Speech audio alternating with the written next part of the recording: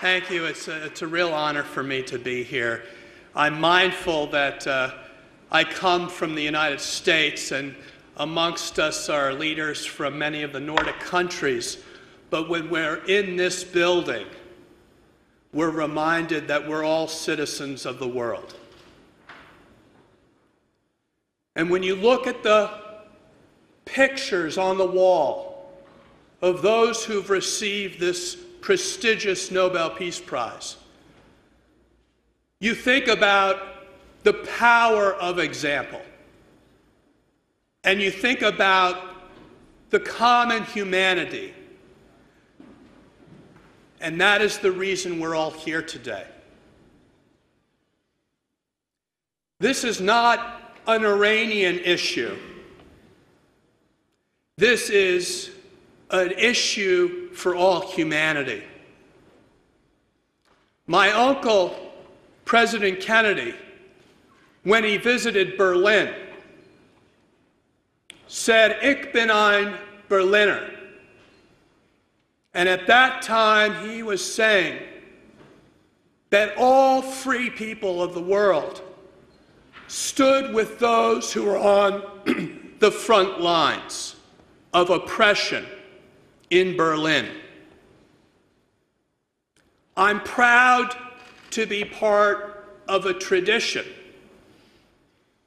where I had the honor of growing up and seeing my father, Senator Edward Kennedy, lead the effort in my country for sanctions in South Africa.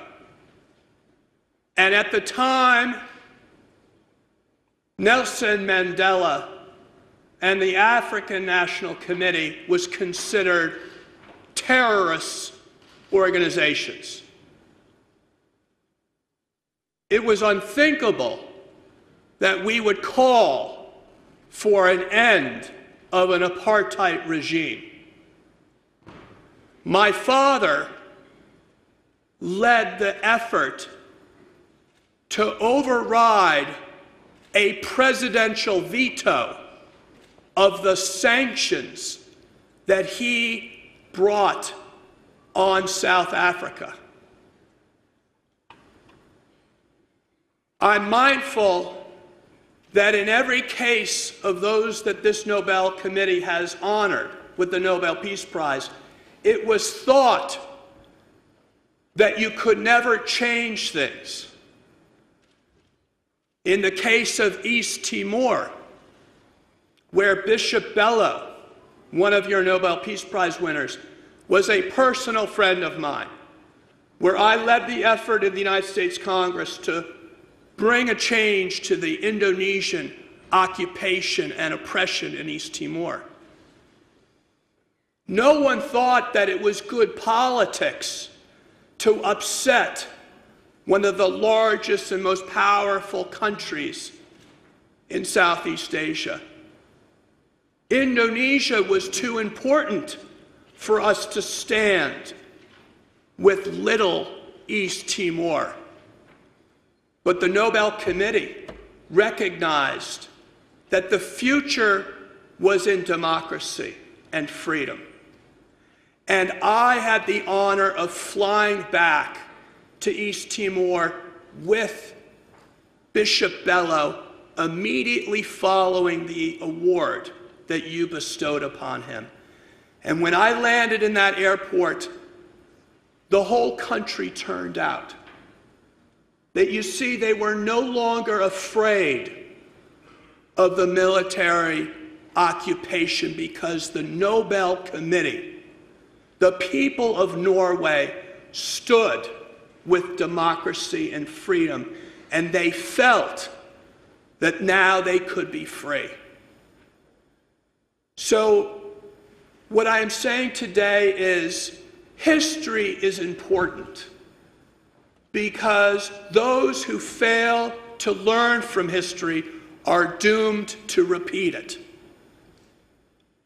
My uncle, President Kennedy, wrote, "While England slept during the rise of Nazi fascism in Germany, My uncle Joseph Kennedy died in World War II trying to bring freedom.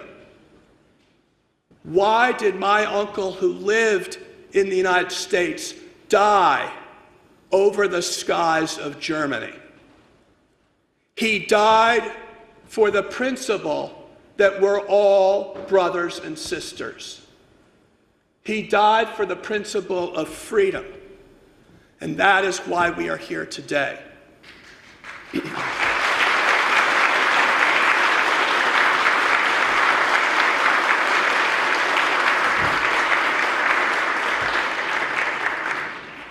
So, how could we imagine a powerful regime like those that are ruling in Tehran?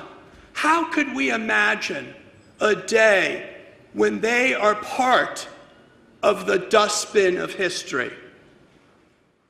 All we need to do is look on that wall and think of what Lech Walesa must have felt when we could never imagine the end of Soviet occupation of Poland. You could think about Nelson Mandela and imagine what would it look like to have a free South Africa. And I would propose to you today, we ought to take those lessons and think, what would it be like to have a democratic, secular, non-nuclear Iran in the Middle East? It would be transformative, because it would not mean just the freedom of the people of Iran, who Madam Rajavi spoke about, are being executed on a per capita basis more than any other country in the world. It would not just be the freedom for the people of Iran, but it would be the freedom of all of those who are victims of that terrorist state. It would be the people of Lebanon, who would no longer have the Hezbollah funded by the mullahs in Tehran. It would be the people of Syria, who would no longer have the Assad regime propped up because of the mullahs in Iran. It would be the people of Iraq, who would no longer have Maliki, Nouri al-Maliki, perpetrate the violence and sectarian violence on the people of Iraq.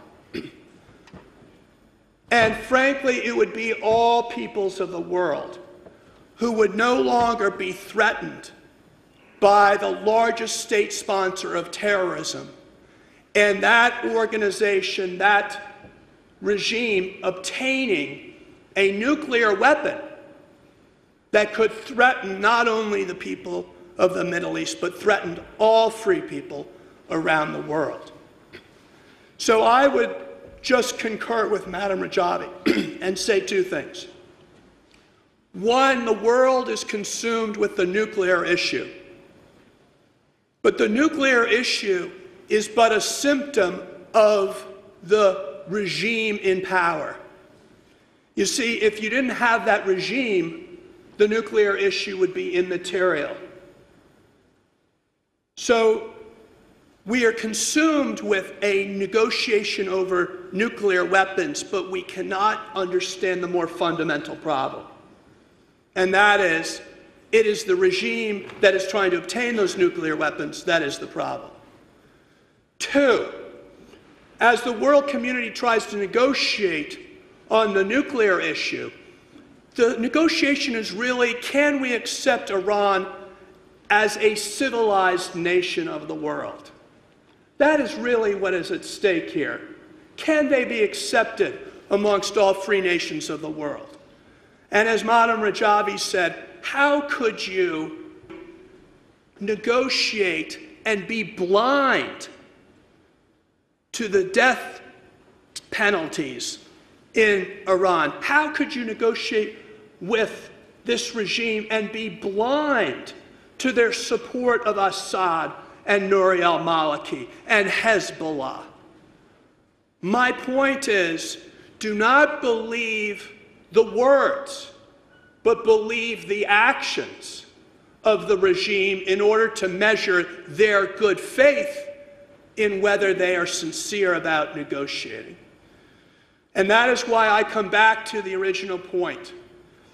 But when you look at South Africa, you look at Poland, you look at East Timor, all of these countries became free because the world stood with the idea of freedom.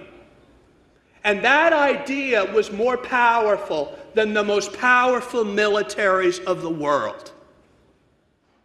And so I would say to you, stand with the democratic movement within Iran, embodied by Madam Rajwy.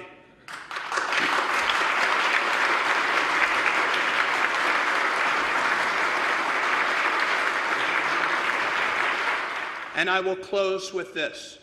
My uncle Robert Kennedy, in a trip to South Africa, said each time a person stands up or acts to improve the lot of others, they send forth a tiny ripple of hope. And coming from a million centers of energy and daring, those ripples can create a current that can knock down the mightiest walls of oppression and resistance. And what Robert Kennedy was saying is that it doesn't take one person to change the world. It takes each of us just doing our small part. And when each of us does our small part, we are going to be sending a powerful message that we're on the side of democracy and freedom. And what better place to begin that than here in this historic location that epitomizes the cause of freedom throughout the world. Thank you very much.